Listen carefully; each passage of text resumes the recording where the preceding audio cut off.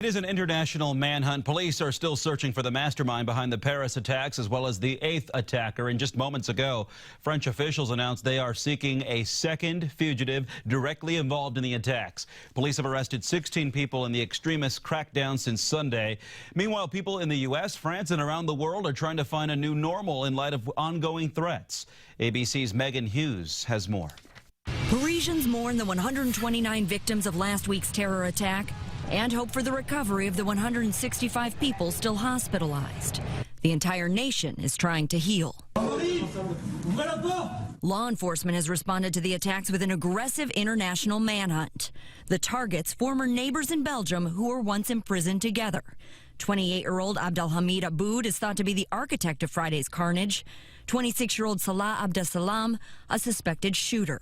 The investigation has spawned 160 raids around the globe. In France, Italy, Germany, and Belgium, dozens of weapons were seized and dozens of people arrested or detained. And in Russia, President Putin says his security services confirmed the downing of a jet in October that killed 224 people was, in fact, the result of a terrorist bomb. In the United States, a new ISIS video threatening Washington has a city on edge. We are doing an enormous amount with our Homeland Security team, the FBI, counterterrorism, cooperation with other countries to prevent that from happening. But Washington is always a target. New York's a target. I mean, major cities, big public events. John Kerry meeting with the French president in Paris today.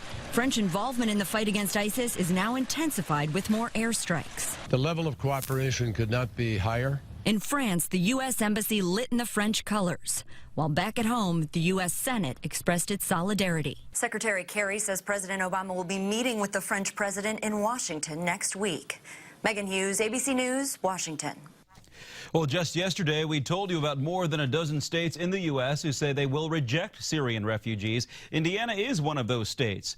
We caught up with Governor Mike Pence today, who said his administration is very confident they have the legal authority to suspend the refugee program.